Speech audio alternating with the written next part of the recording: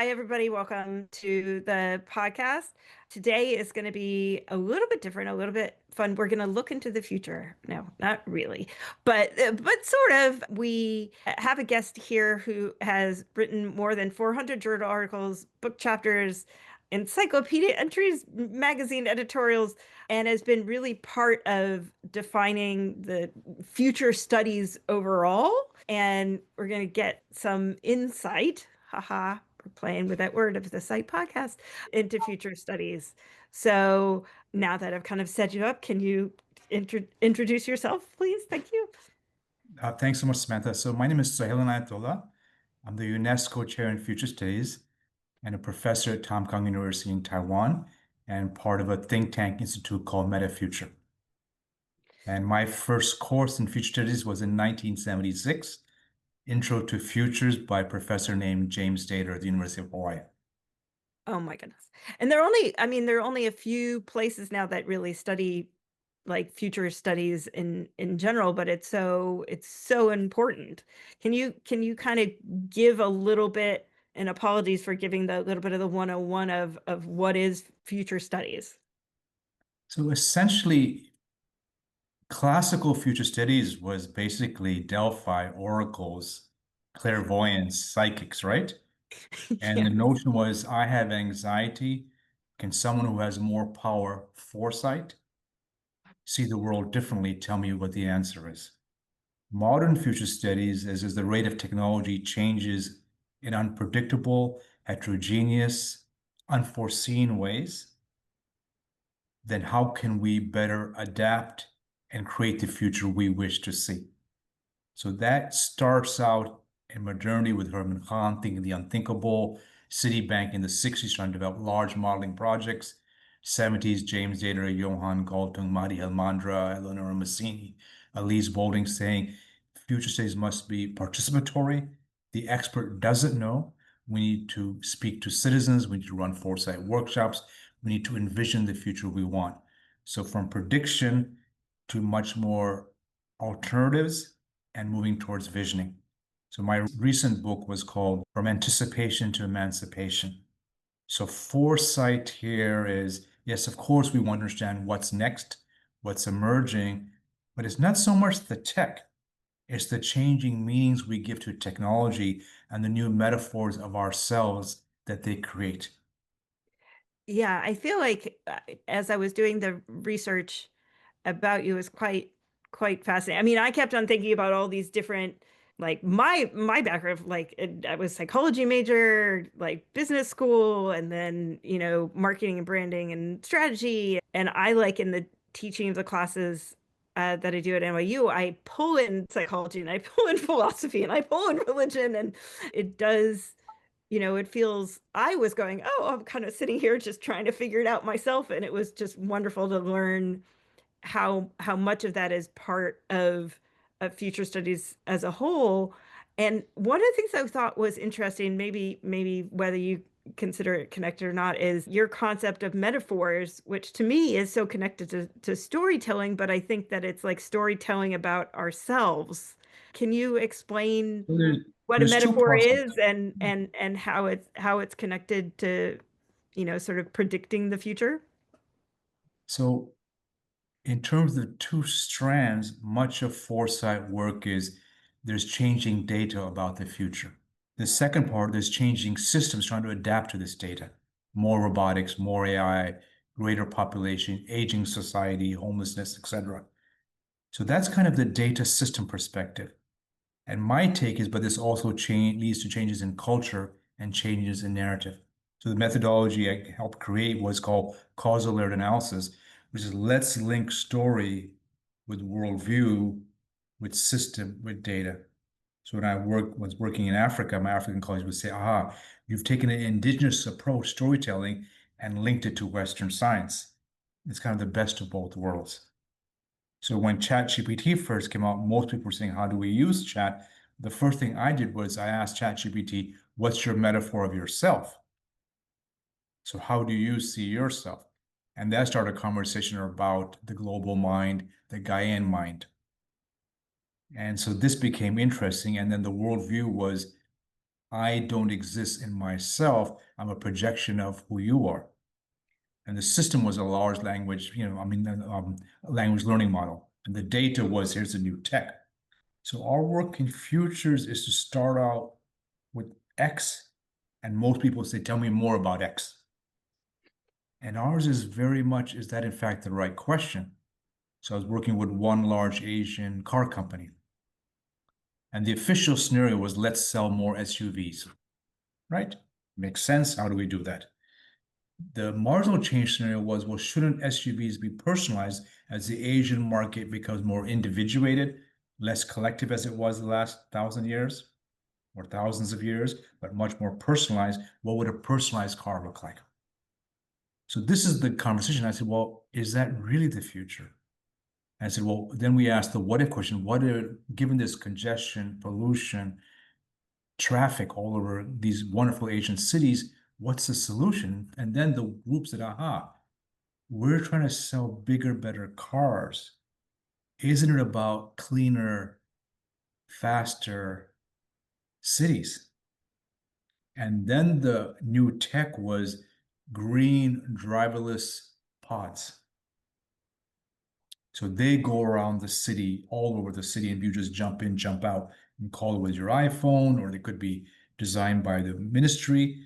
And so that became the adaptive scenario. And then people said, okay, that's fascinating. So now we're actually creating a different future as opposed to just better cars. And the last scenario was, aha, we actually have the wrong product. We should not be selling cars, we'd be selling mobility. And then the question is, what does a mobile city look like? Is it the 15-minute walkable city? Is it the city that's helping solve climate change? So the scenarios start out with what we know, then we go towards what we don't know. And clearly, if you're a CEO or an investor, you can see the value proposition in personalized cars. But the value proposition in transforming pollution, congestion, having people live longer, healthier lives, then you have to ask yourself, okay, is it just a car company issue? Then as we worked out, no, actually, you need to call this mayor of Prime Minister of Singapore, mayor of KL, Seoul, Manila, and that becomes a collective issue. So future starts in one place, but done well, it ends up someplace else. Well, I think that some people like almost oversimplify, here's a new technology and they go, well, why? And I feel like why is not, why does this exist is kind of not a big enough, you don't kind of get to the deeper meaning of things.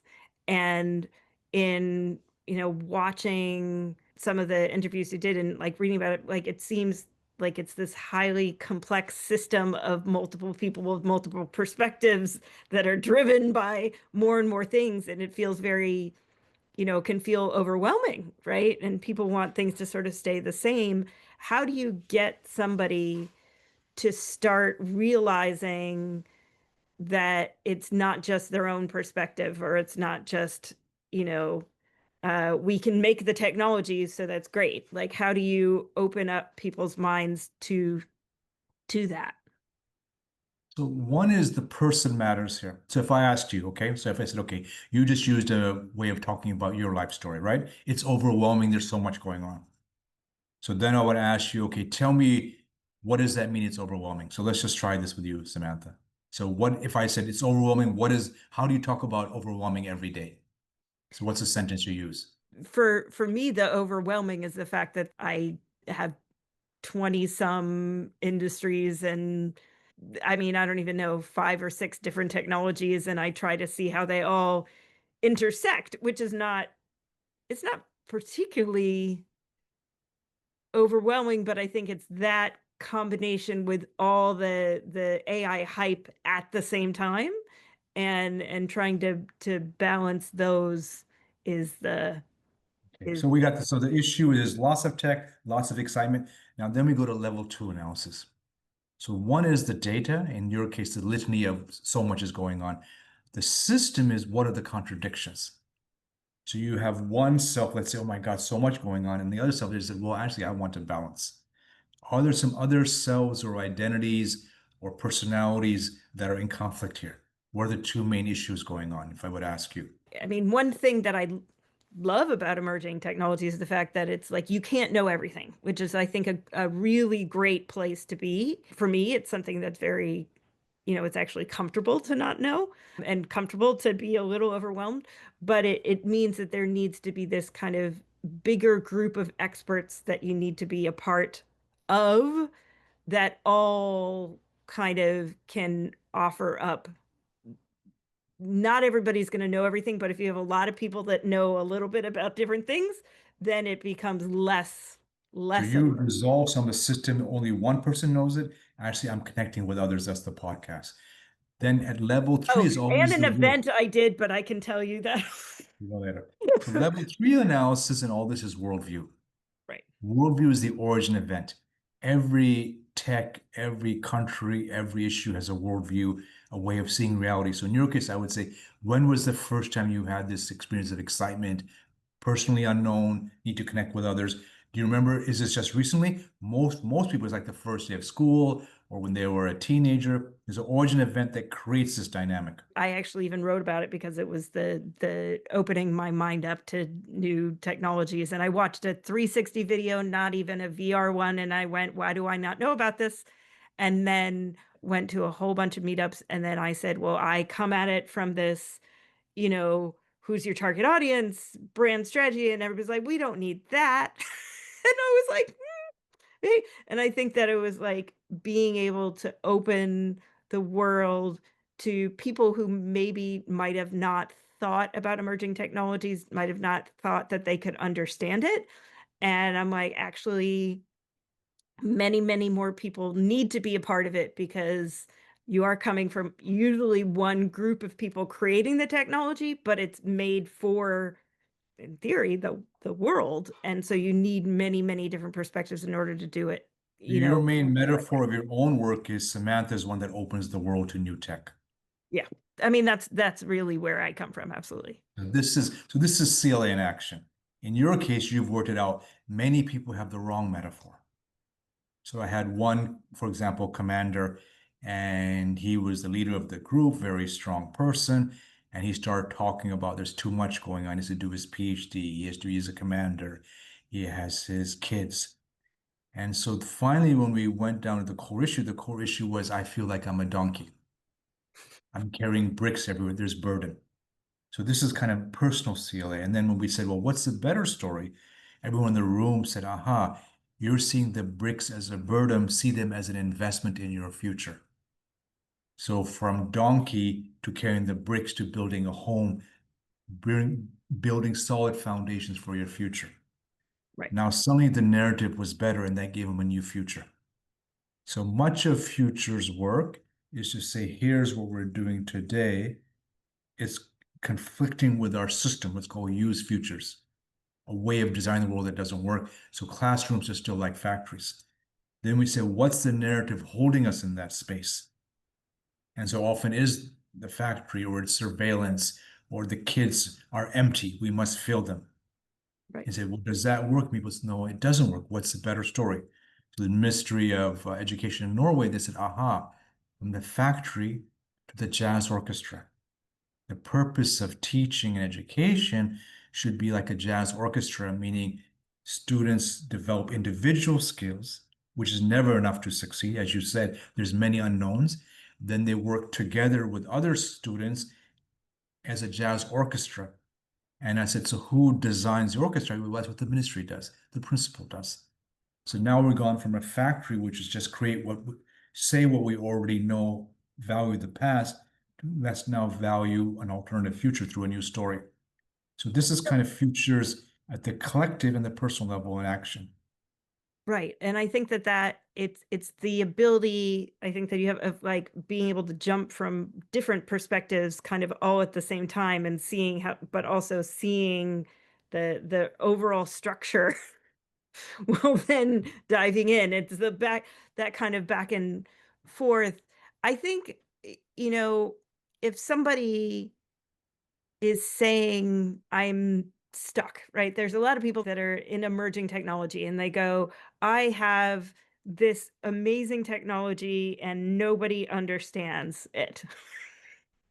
Why do they not understand how great this technology is? And they're kind of sitting there by themselves. I mean, they can, what are there ways for that? Or maybe when you use the education example, I know somebody who I have multiple WhatsApp messages with about the future of education. So she and I like, how do you change an entire system?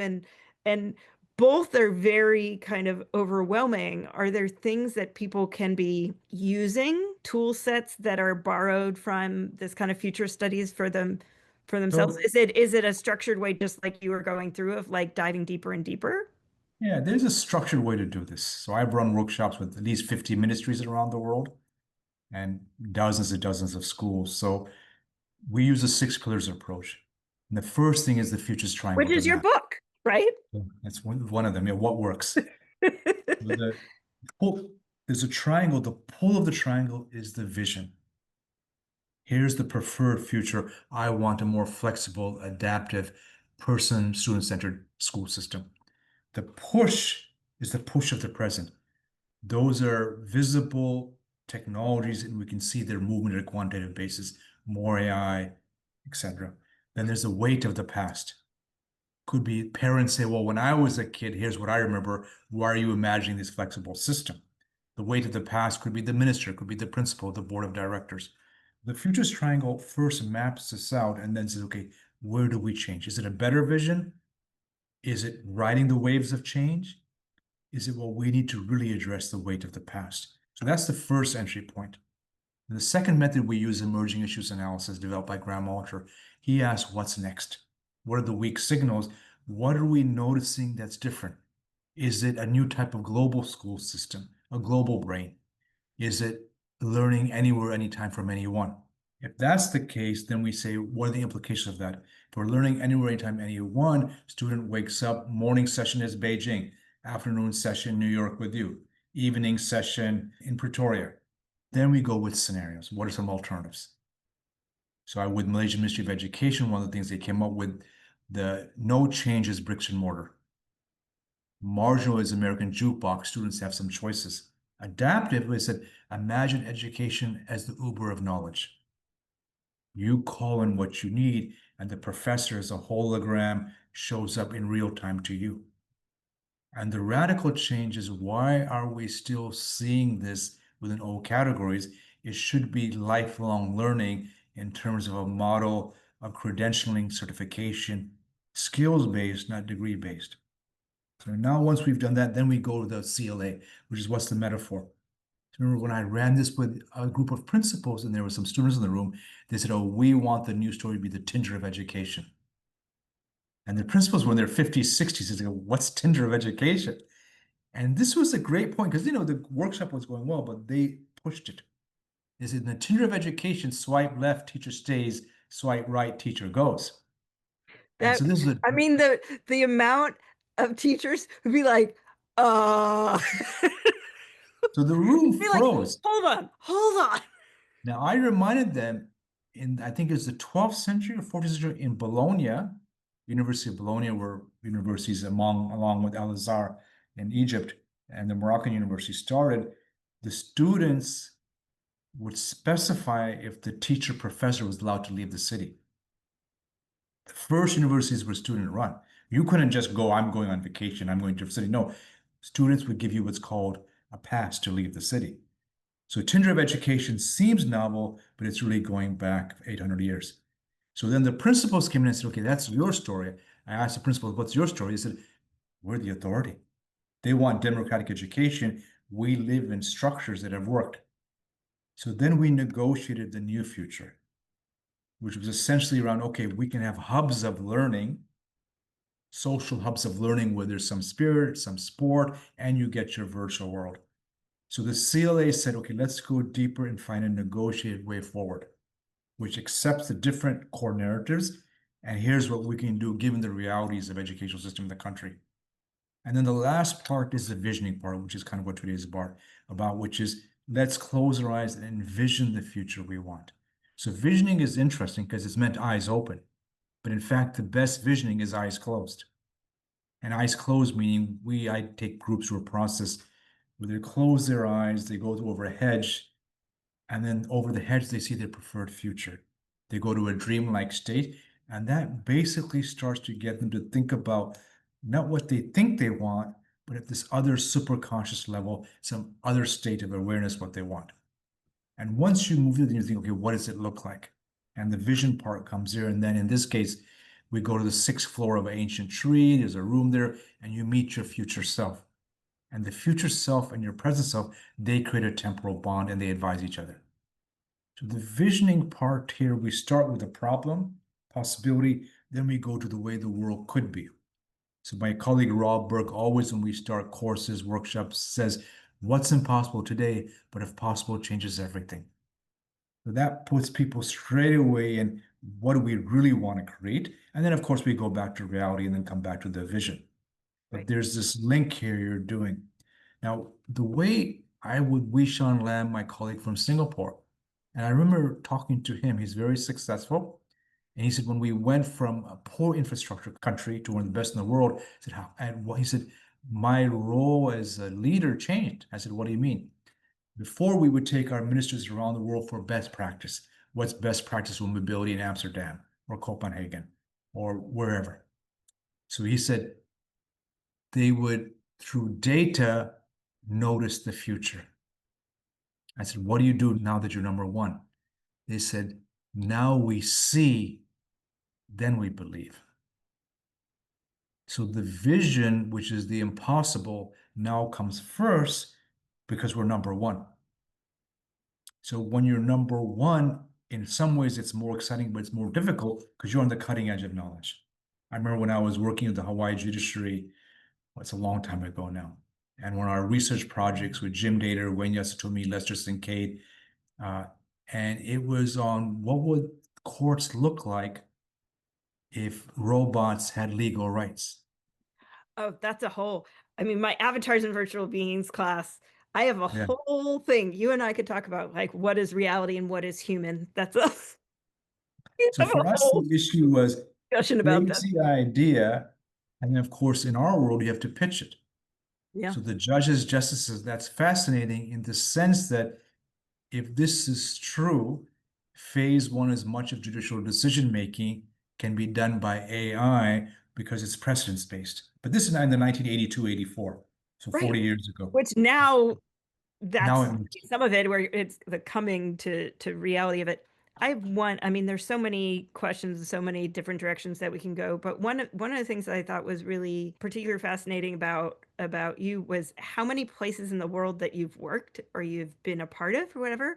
And so I was wondering if you're able to talk about that sort of like the global perspective, and is it different to work with different people from different parts of the world, or have you found like unifying kind of aspects to it? Or, I think you're probably one of the most global person maybe that I've ever met. Thank you.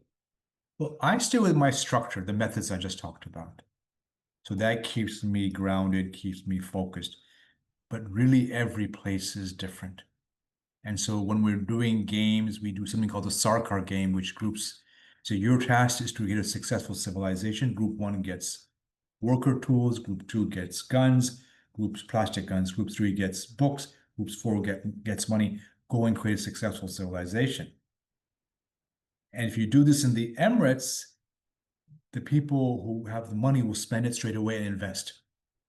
When I do it with religious groups, the monks hold on to the money. They don't know how to invest or spend. So straight away, there's a very interesting division that comes across. And when I do narrative work, I'm with one country which is going through a difficult time. They said their metaphor was in the car where the driver is blindfolded.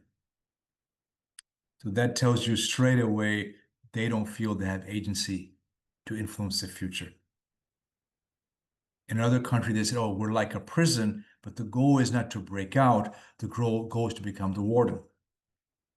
So in these situations, I think the role for us as futurists is meet the country, the client, the agency where they're at.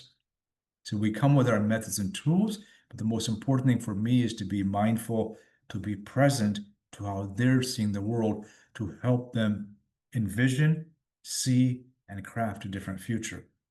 So I would say for sure, It's quite dramatic. That one soccer game we ran in Taipei, during the game, someone offered him money to do something. And he took the money, he just sort of and said, I'm a student, I am not for sale, and threw the money on the ground. And this was very much Confucian values. The role of knowledge is about deep culture, deep civilization. It cannot be bought. In other places, they were like, yeah, show me the money. Show me the money. This is great. I'm going to do something with it. So I find those in every country, it is a bit different. There's some universals, of course, and the methods and tools try to structure those universals. But what about the communication across? I mean, I had the opportunity to go for the meeting with the World Economic Forum a couple of times, and just having the people from all over the world, and we all got along. But I also feel like if we were all tasked to give our metaphors or whatever, that we would find that there's so much that's different within the group.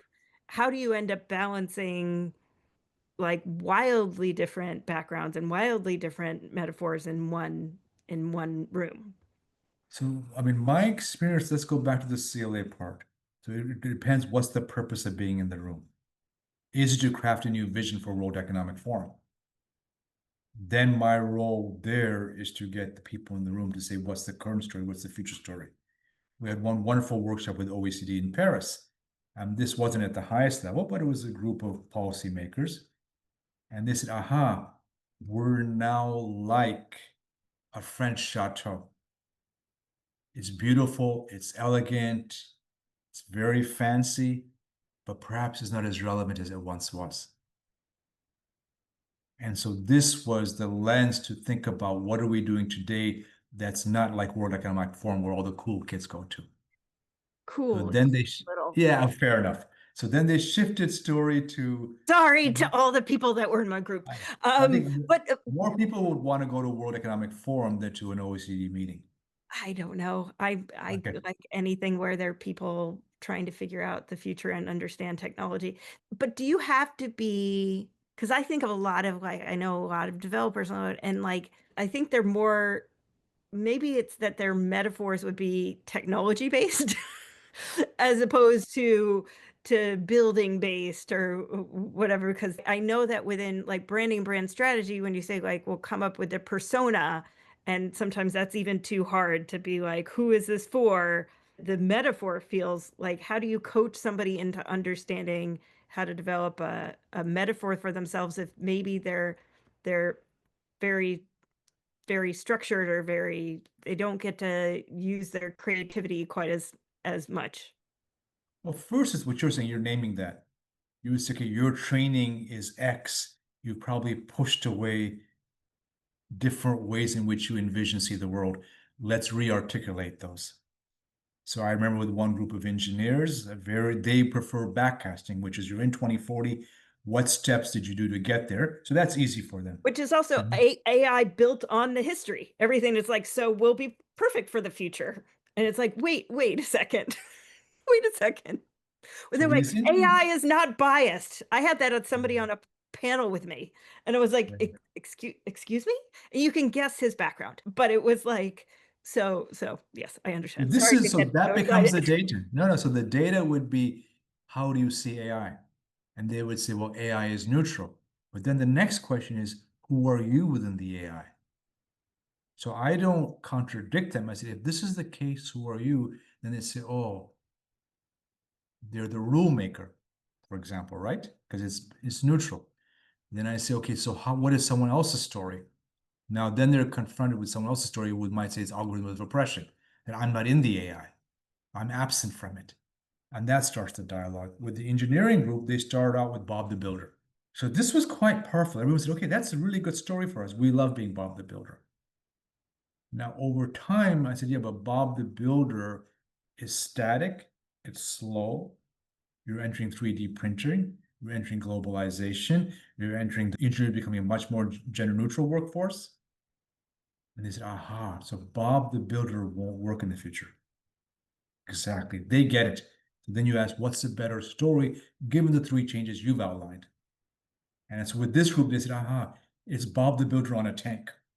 And So, but that was their story. Now, But that, yeah, no, I could definitely see. I mean, it is like you are allowing people to sort of think of multiple scenarios and think of multiple perspectives, and you're kind of trying to orchestrate it, but sometimes you said Bob the so Builder that's on the tank. phase one. So now they got at least they're on a tank.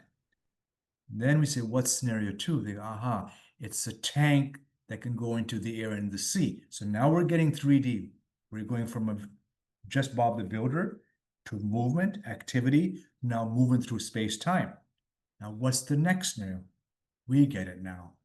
We're actually 3D printing the tank.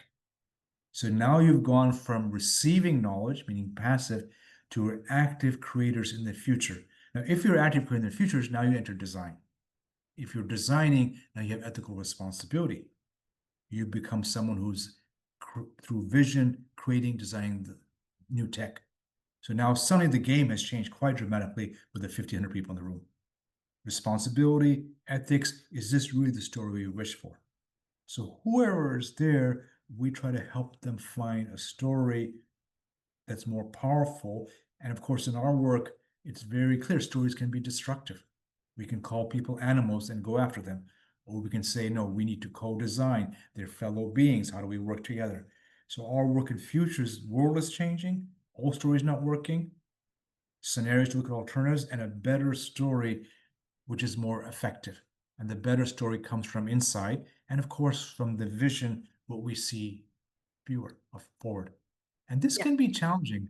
My It friend does Brett, seem like it's challenge. I mean, with certain people, for sure, of just, I think that when we go back to the overwhelming, like, it's like the technology is changing and people are getting fired. And then in other countries, it's like, I just need to be thinking about protecting my family and I just have to worry about like all that. And then I feel like that's probably some of the like rigidity in thinking is just the I need to protect where I am now as opposed to sort of opening up. Is that the this is case? in that sense the metaphors in the body. So in our work, especially linking with polyvagal approaches, whether true or not, but they're quite powerful in the sense that, okay, so if I'm holding on to something, then that means clearly I'm nervous, I'm afraid, I'm anxious. So if I'm the facilitator in the room, I need to get people to a safe space so they can invent. They can be part of the solution. So many workshops I've had, suddenly everyone loses it. They get very nervous.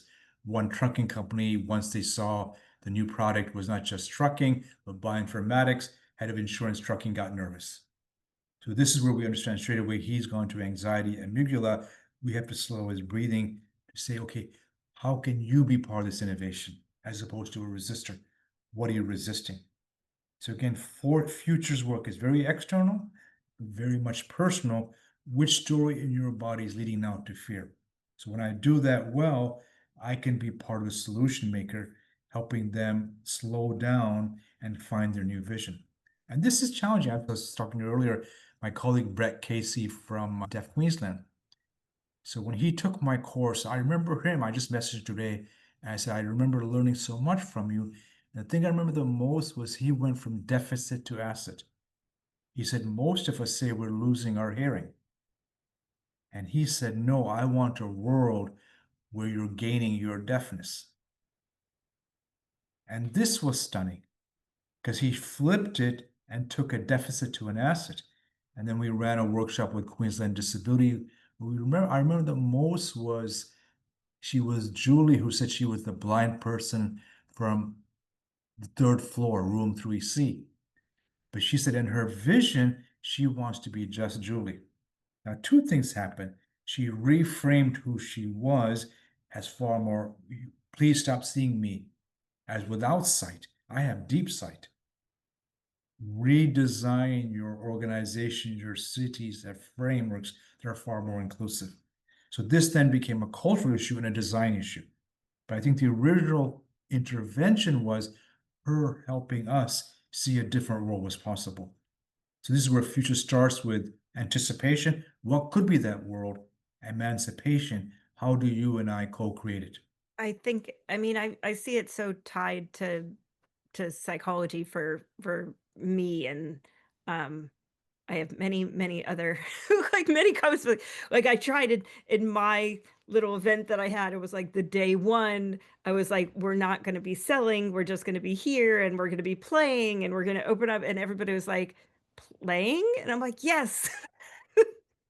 So it was like because people were so used to pitching and selling that I was like, we're going to So change. you did the metaphor shift from pitching to Right. playing, and then you showed them playing could create more Connection. significant products and Yeah, connection, they could connect. connections and products. And then the next day, they're like, that went so well. And I was like, yes, because we did that.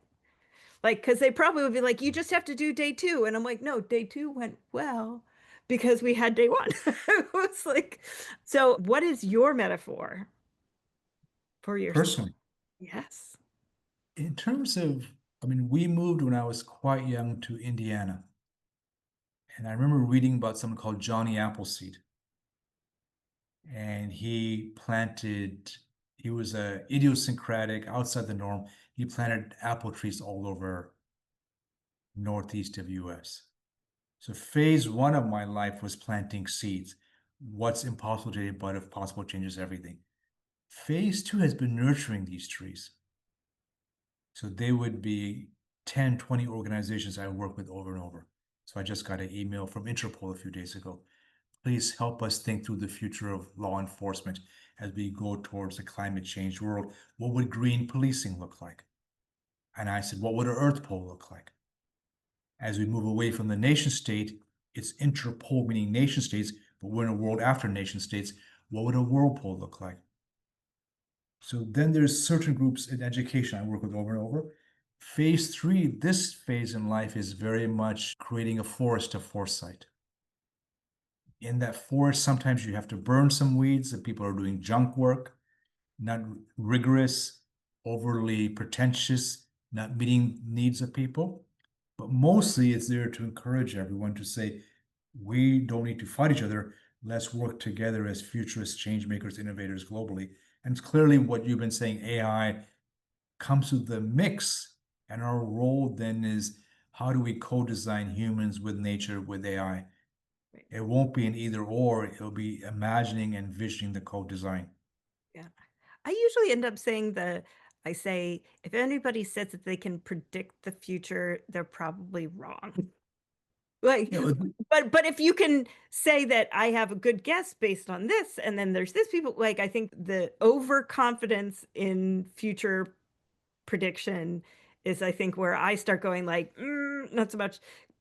But if you say this is happening here, which could lead here, and this is happening here, which could lead here, and your whole idea of there are multiple scenarios, and that is a good thing because then you means that there's choice, as opposed to yeah. somebody saying this is what's going to happen. I'm like, no, no, no. Like even the smartest people out there, I'm Exactly. like, may happen, could happen, This and is what you were saying on day two. People want day one, tell us what will happen. right, And clearly what you said, no, first we have to play to change how we see the world so we can see something else. Then we create new. And right, I think that's goes back to Delphi, the Oracle, clairvoyance. That's not our area. We don't know. But if I get other people who think differently and we envision co-design, we're more likely, it's not guaranteed, to perhaps create something new. It has to be tested in community, in market, in governments. There's the testing evaluation part, but that tends to what I see unleash possibility. right.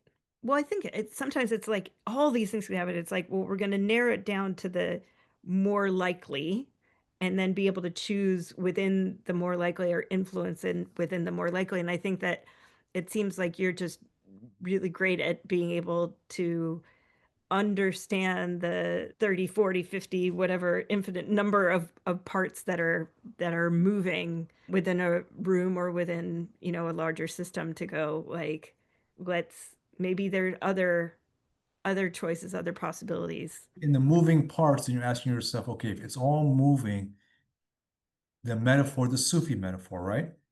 The universe is moving around that person is revolving but staying quiet. Mm. So everything is moving, but he or she is in total silence, the whirling dervish. And then you ask yourself, okay, if everything's moving, where are the greatest points of potential impact? And so then it's actually saving energy, not doing 100 things, but back to from overwhelmment to focused change. If you're an acupuncturist, here are the few points in the body, the collective body, I can tap to make a better future. Now, unfortunately, in our world, we know there's many people who are tapping to create a much worse future. Or they aren't realizing their perspective is so on their immediate selves and their immediate, Yes. colleagues, that they are not realizing the impact or don't care enough about the other. It's brilliant. I love what you're saying, Samantha. It's really version one, they're demonic. Your version is actually they don't have futures literacy. They're unconscious of who they are. They don't know the weapons they're selling today will create worse things 20, 30 years because they're just in the moment. Yeah, And you're I mean that bringing in tends the to be vision my into the perspective. moment.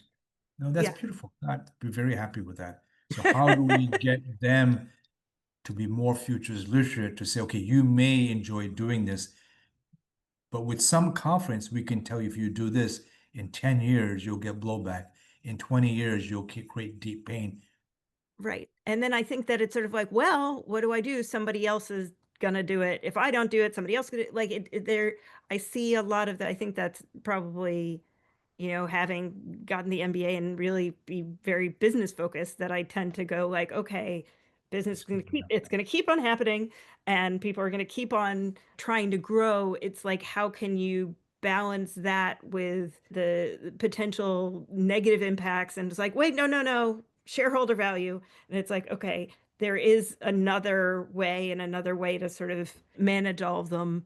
At least that's, Well, I, you've jumped on the next big level. So it's if it's invisible hand, one bottom line profit, right? Then you're suggesting we need to shift towards quadruple bottom line. People, planet, prosperity, purpose. So that's a collective theoretically, narrative with shift. me as the one person doing as much as I can. Definitely not traveling the world and talking to Interpol, which is amazing. So this has been so great to chat with you and insightful, and I love the balance of all these kinds of perspectives and ways of looking. I mean, I think that you could have had a different career probably as a religious leader, and people would have followed you I don't somewhere. think so. Be I'm like, having too much fun body surfing, playing basketball, and having gelato. that's awesome. That's so good. So if people want to find you, find more about what you're working on, where should they go? We have courses at the Meta Future School. They want Futures 101, conflict transformation, personal futures. Our website is metafuture.org. But in our, they can just Google. We run CLA master classes all over the world. We run 1 or 2 day courses, and I think it's really summing it up. There's individual, then business, government, futures literacy. But where you were going with it, this is a collective global issue. And if we're going to do that, then it's planetary futures literacy, which comes from having a new vision of where we want to be. Yes. Amazing. Thank you so much for Thanks, Samantha. joining. This was great.